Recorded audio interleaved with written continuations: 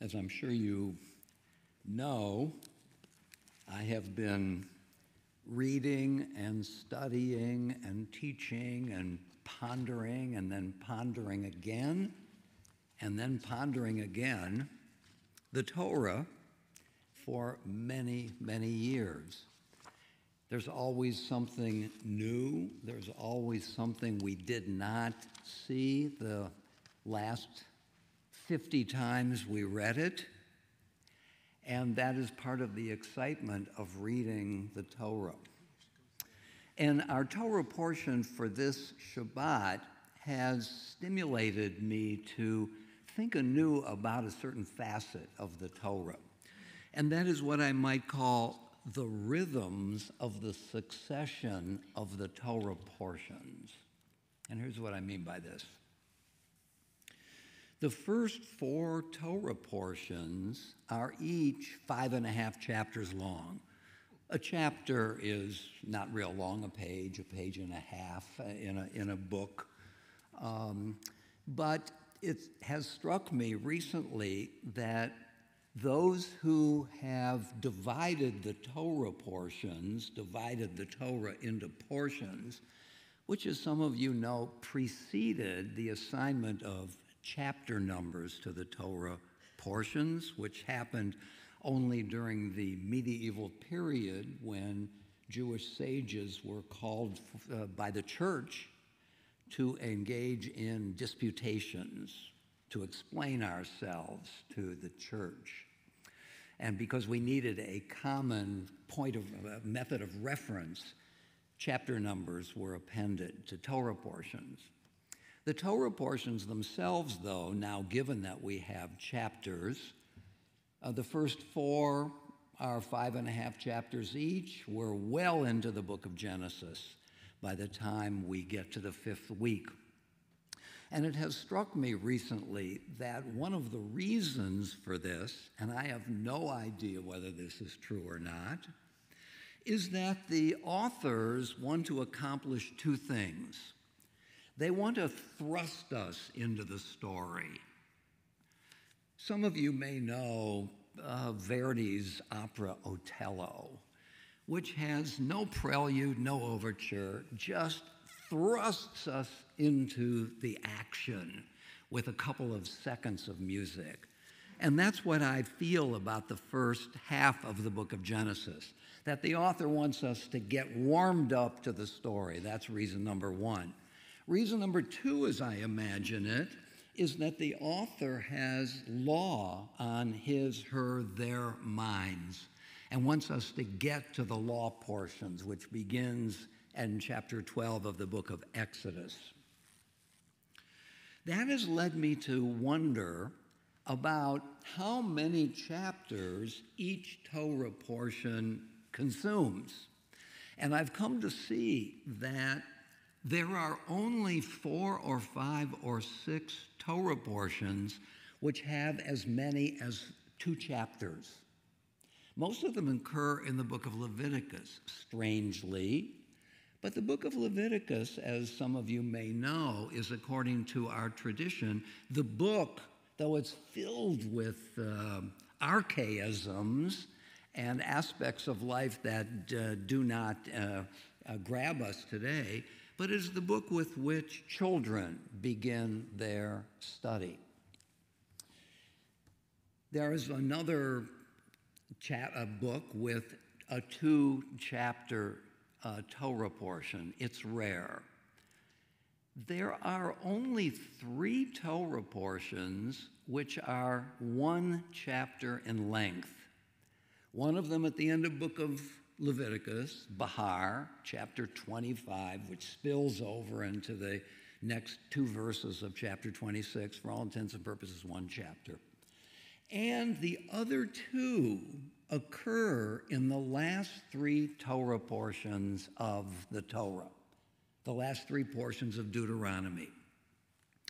Our Torah portion for this Shabbat, chapter 32, the Torah portion for next week, and then the last portion contains 2 chapters. I've asked myself why this is. And some of you have heard me speculate about this recently, but I want to repeat it now. Two things have struck me, once again, without any justification whatsoever. It's just my imagination of thinking about this phenomenon. I think that the editors who brought the Torah to the end were afraid, diffident. They did not want to end the Torah. And so the third last portion is 1 chapter in length, the second last portion is 1 chapter in length, and the final chapter is 2 chapters in length. The final portion is 2 chapters in length, as if they want to slow it down, to linger a bit over the Torah, and by extension, not to want to arrive at the point where Moses dies. Even though according to the Torah, Moses deserves to die because of some sin that he committed way back in the book of Numbers. But God, as you may know, himself kisses Moses to sleep, to death. In the Hebrew, al pi Adonai, by the mouth of God, which is a way of saying by God, but literally by the mouth of God. Neither God nor the editors, the ones who divided Torah portions, want this thing to end. And therefore, if you're following me, there is a kind of music to the unfolding of Torah portions, rushing, thrusting us into it at the beginning, slowing down at the end. And I want to think just for a few minutes about this Torah portion that we are now reading this week. And I think you'll see that though it may not occur every single year in Shabbat Shuvah, in the period of repentance, it does converge on this idea in some way or another. The portion begins with a kind of invocation. Give ear, O heavens, let me speak. Let the earth hear the words that I utter. It's a kind of formal introduction. One idea about it is that God is calling here to witness those elements of our universe that always exist, the heavens and the earth, and therefore will always be witnesses to what transpires in the course of history, calling the heavens and the earth to witness what God is warning the people about. In his wonderful new translation to the entire Bible, Robert Alter makes the following comment about give ear, O heavens. The high stylistic solemnity of the poem is signaled by the formal beginning that calls attention to the poet's own act of uttering sublime speech. This convention constitutes an approximate analogy to the invocation of the muse and the invocation of the muse and the proclamation of the subject of the poem at the beginning of the Homeric epics. That's an interesting idea, isn't it? The address here to heaven and earth as witnesses is replicated by the opening lines of the book of Isaiah. And with that sublime invocation, the author turns poetic, uses two important figures of speech, a simile and a metaphor. A simile has the form X is like Y. A metaphor has the form X is Y. The author starts with 4 similes. Let the earth hear the words I utter. May my discourse, my speech, come down like rain. My discourse is like rain. X is like Y. My speech as dew, like showers on the young growth, like droplets on the grass. The author here, with this poetic trope is trying to bring to life what God's word is like. And then the poet goes on, "For the name of the Lord I proclaim, give glory to our God." And then, in a fascinating way, at least to me, the author suggests, or at least I infer, that he or she has had enough with a simile. It's one thing to say that something is like something else. Let's do something more daring. Let's say what is the case. The rock, his deeds are perfect. God is not like a rock. God is a rock. There's nothing very daring in a simile. One thing is like another. Some different things are like other things. But to say that X is Y, it's one thing to say Achilles is like a lion. It's another thing to say Achilles is a lion, because that statement is false. Achilles is not a lion. And yet it's true that Achilles has attributes that are lion-like. So a metaphor engages in a paradox. Achilles is not a lion, but Achilles is a lion. Here are a couple of other metaphors. Joy, this is one of my favorites. Joy is a flash of eternity that illuminates time. Joy is a flash.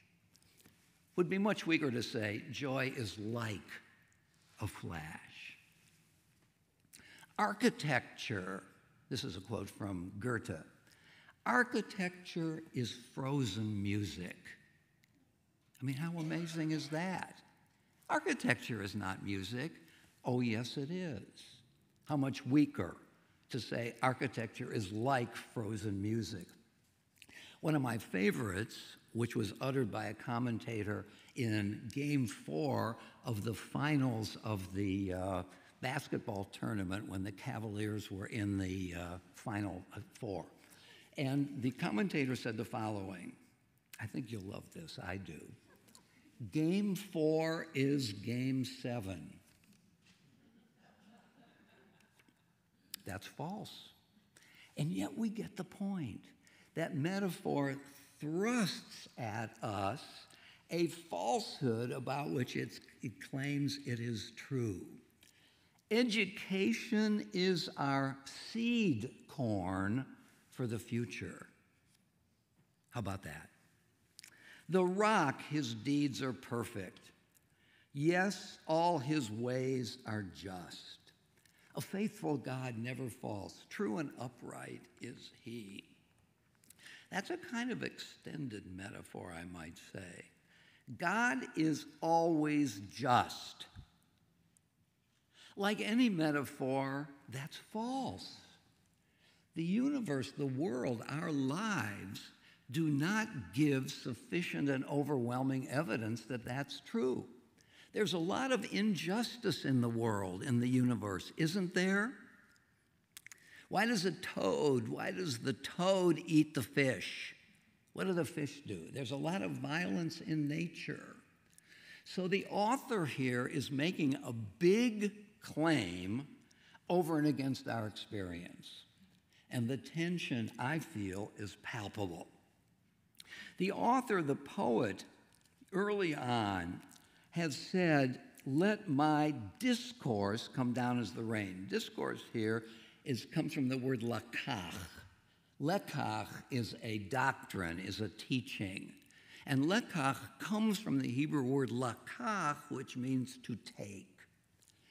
We are to take into our minds and our hearts these teachings. And now I'm just going to summarize what these teachings are without reading further. I've already said that God is just in all God's ways. That the problems that confront us are due to our own waywardness. Why do bad things happen? Because of our sinfulness. There's the Yom Kippur connection. I don't know that the author has Yom Kippur in mind. I do. His people, God's people, were chosen by God. A very interesting claim is made that God found the people in the wilderness. This is very different from what the book of Genesis suggests, that God chose us when God chose Abraham. It's as if before we exited from Egypt and entered the wilderness, God had not yet chosen us. So this suggests that the doctrine of when this covenant was formed has different answers in the 5 books of Moses. Next, that God protects us in the historical process, as the Torah quotes it, like an eagle protecting his young. Yet, we were obstinate, we rejected God, spurned God, forgot God. And yet, God did call us back to continue the covenant. You see the Yom Kippur theme here, that we have to reckon with our own imperfections and sins. Sometimes we may feel overwhelmed by them. Is it something that we can recover from? Can our relationships become whole again? Can our covenant with God become whole again? And what the Torah is saying here is the answer is yes. For all our obduracy, God has called us back. And notice something that is taken for granted in the Torah, that these ideas are not propounded as propositions, as a list, as a philosophical treatise. These ideas are manifest in the course of history. The Bible gives us what we might call an historical theology. So, the Torah portion for this week, filled with poetic utterance and with that one great metaphorical move. And then in the course of the unfolding of this single chapter portion is a whole theology of history unfolded.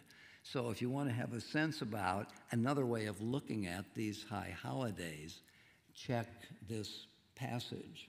The one thing I have not told you, and I'll leave it to you, is why in this chapter God has called us back.